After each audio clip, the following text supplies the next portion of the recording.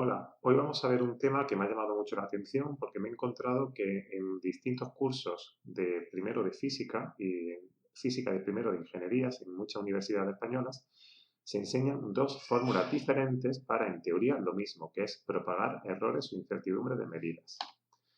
¿De qué va, de qué va este tema? Bien, imaginad que tenemos una señal, un sensor que está midiendo un dato, ¿vale? Ese dato tiene un valor real, que no podemos acceder a él, sería X real, y la única forma de acceder a él es mediante una medida con un sensor imperfecto.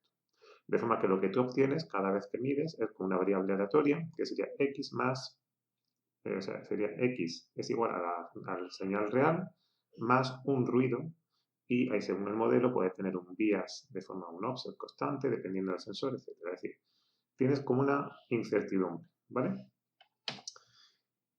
Entonces, a partir de eso es un tipo de medida, pero a partir de una medida directa puedes tener datos indirectos, como sería, por ejemplo, medir el área de una puerta, ¿vale? Pues coges un metro, mides la anchura, mides la altura y lo multiplicas.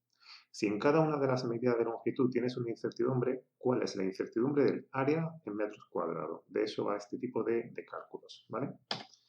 Bien, pues lo que se está haciendo aquí es coger una función que sería, la función es la transformación, ¿de acuerdo? Las medidas indirectas. Tú tienes un dato X, que sería la ordenada, aquí en el origen, en el eje horizontal, ¿vale?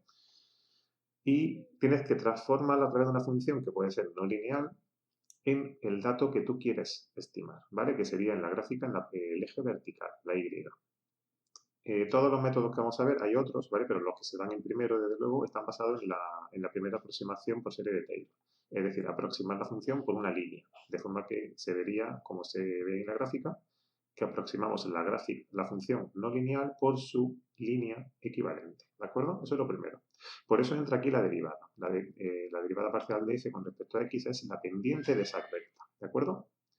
Bien, pues entonces lo que tenemos es una incertidumbre que está representada ahí como una función de distribución de probabilidad, una PDF, sobre la variable x, ¿de acuerdo? Puede ser, que eso es el kit de la cuestión que veremos al final, puede ser una campana de Gauss, una función de densidad de probabilidad arbitraria, o un intervalo de confianza, ¿de acuerdo? Normalmente se define una distribución de probabilidad y sobre esa función definimos unos extremos, por ejemplo, la media más menos 2 sigmas o más menos 3 sigmas. Es un intervalo en el que creo que está la medida, ¿vale?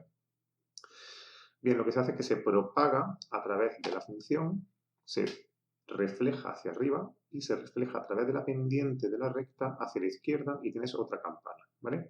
Esa es la forma canónica, la forma estándar de calcular la distribución de probabilidad, la incertidumbre de tu dato indirecto, ¿vale?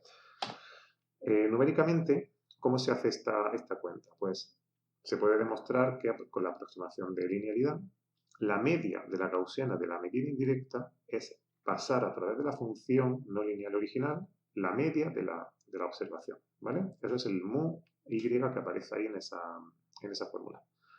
Y luego tenemos la varianza. La varianza es igual al cuadrado de la pendiente de la recta, es decir, la derivada, por la varianza de la entrada, del dato directo, que haciéndole la raíz cuadrada y quedándonos con el valor absoluto, en la parte positiva de la raíz cuadrada sería la desviación estándar de la medida indirecta es el valor absoluto de la pendiente de la función por la desviación estándar de la entrada. ¿Vale? Esta fórmula, hasta aquí, todo el mundo está de acuerdo. Todos los libros, todos los profesores que te puedan explicar física en primero te van a decir esto. Y esto es exacto y correcto. ¿Vale? Llegamos ahora al tema de la discordia, cuando tenemos n variables, ¿vale? Tenemos n datos de entrada, cada uno con su incertidumbre. Y queremos reflejarlo en una o más variables indirectas, ¿vale? Entonces, lo que se hace aquí es como la extensión, ¿no? La equivalencia de lo que se hace con Taylor de primer orden, una variable, se hace con n variables, ¿vale? Eso es la regla del diferencial total, de la derivada total, que viene ahí mostrada su fórmula. Básicamente es que un pequeño incremento en la salida se puede descomponer como la suma de pequeños incrementos en cada una de las variables pasadas por la pendiente de la curva que ve esa variable, digamos, ¿vale? Esas son las derivadas parciales, los que aparecen en una matriz jacobiana, ¿vale?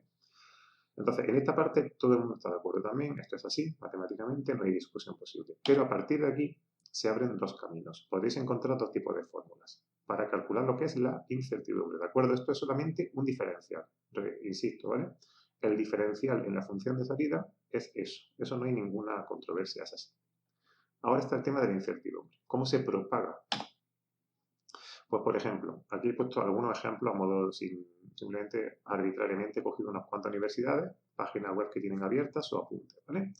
Universidad de Málaga, una versión, porque luego veremos otra. Te dice que la incertidumbre, aquí le llama error absoluto, ¿vale? Luego más sobre eso también, sobre la notación. El error absoluto en la Y, que es la salida, la medida indirecta, es la suma de los errores o incertidumbres de la variable x1, xn, multiplicado por el valor absoluto de las derivadas parciales, ¿vale? Tal cual, es una combinación lineal. Se parece mucho, como veis, a esta fórmula de la derivada total, ¿vale? Pero esto dicen que sirve para, y luego veremos qué justificación tiene, para la incertidumbre de la salida. Por ejemplo, la Universidad de Granada da exactamente la misma fórmula con otra notación ligeramente diferente, pero es lo mismo, ¿vale? Bien. Y ahora tenemos, por ejemplo, otras universidades en las que te dicen lo que estáis viendo ahí a la derecha, ¿vale? La incertidumbre de la I de la salida es la incertidumbre al cuadrado es igual a la suma de las incertidumbres de cada dato por el jacobiano al cuadrado, por la derivada parcial al cuadrado. Fijaros que tenemos aquí totalmente izquierda y derecha, ¿vale? Según el profesor que te toque, según la carrera, donde la hagas, te van a decir una fórmula o la otra. No son equivalentes, ni mucho menos, ¿vale? No es lo mismo sumar los datos tal cual en valor absoluto que sumarlos al cuadrado y luego hacer la raíz. Salen números bastante diferentes, ¿vale? Ahí tenéis las definiciones de las variables, estamos hablando de la misma cosa, ¿no?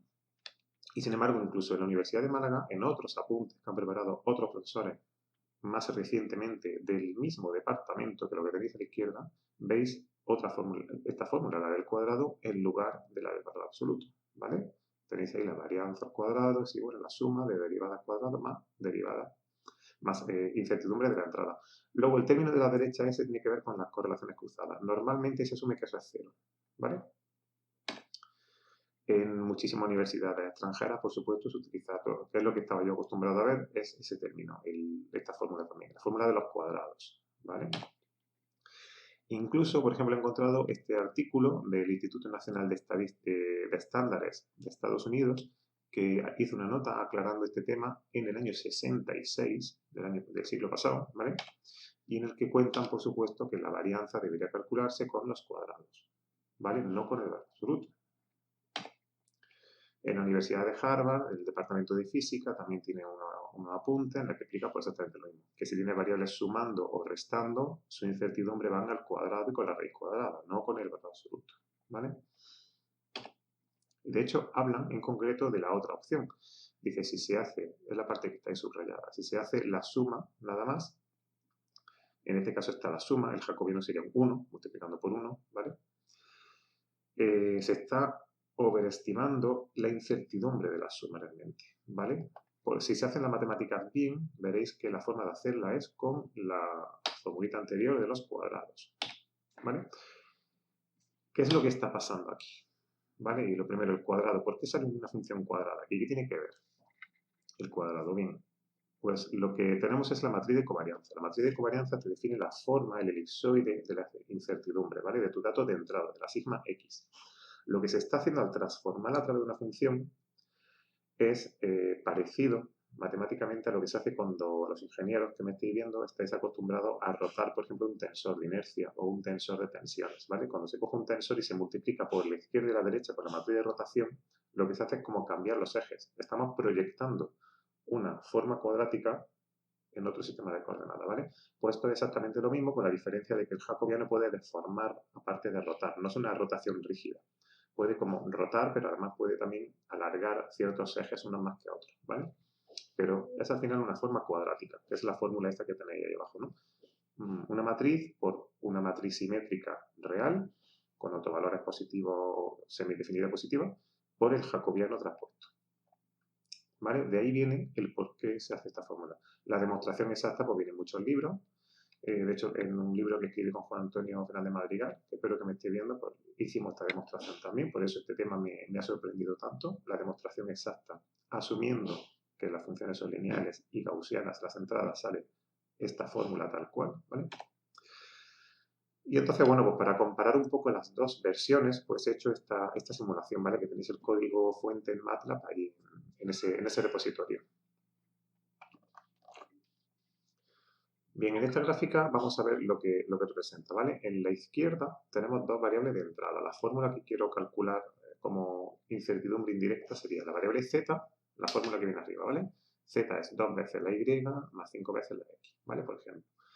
Y cada una de estas variables de entrada, aquí está aquí la cuestión de quizá de los dos enfoques, voy a asumir en el caso de la fórmula de los cuadrados, la fórmula de las varianzas, que siguen distribuciones de gaussianas, ¿vale? Que son lo más común que se utiliza en ingeniería y en física, ¿no? De forma que la media la conozco, una de ellas, la x vale 1, la y vale 2, y cada una tiene su sigma, su desviación estándar, ¿vale? Sin embargo, puedo definir también intervalos de confianza, ¿vale? Lo puedo definir en base a datos que conozca de la máquina, lo que sea, o en base a las sigmas de la distribución gaussiana. Por ejemplo, puedo definir, como he hecho aquí, un umbral de 3, de más o menos 3 sigmas son esas barras negras que aparecen a la izquierda, ¿vale? Estas barras que aparecen por aquí y por aquí, ¿vale?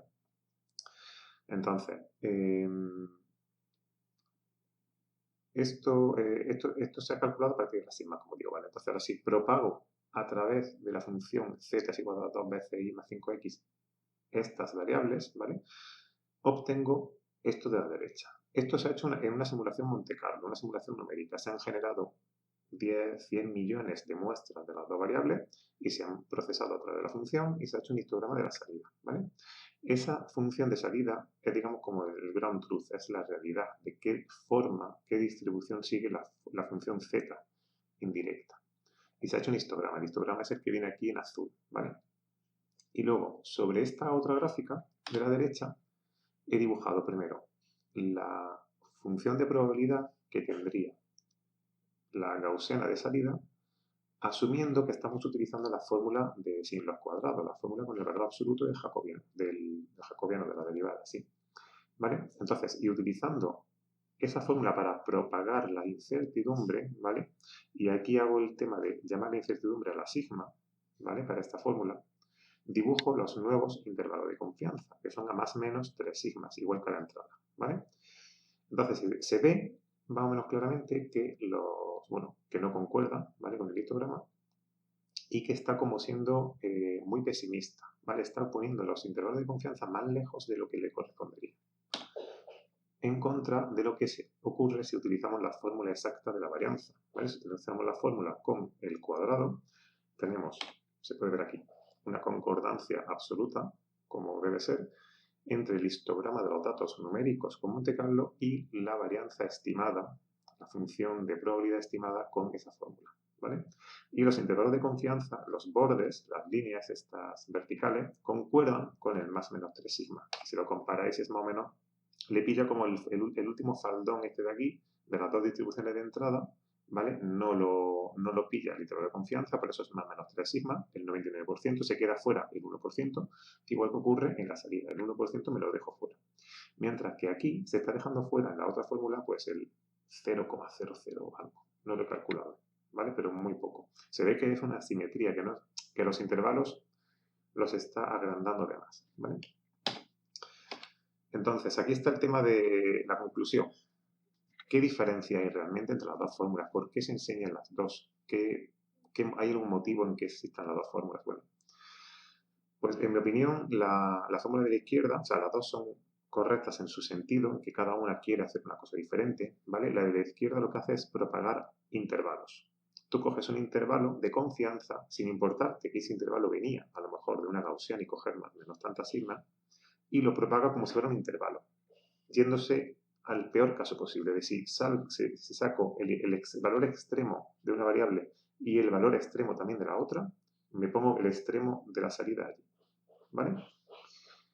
Esto, bueno, pues un poco es como para curarse en salud, digamos. Se podría hacer como el peor caso posible, pero realmente si tú quieres ver definir intervalos de confianza como los intervalos en los que la variable está el no sé qué porcentaje de las veces, habría que hacerlo con la fórmula de la derecha, ¿vale? Calculando la varianza de la variable de salida y poniéndole luego calculando su intervalo de confianza con esa variable, ¿vale?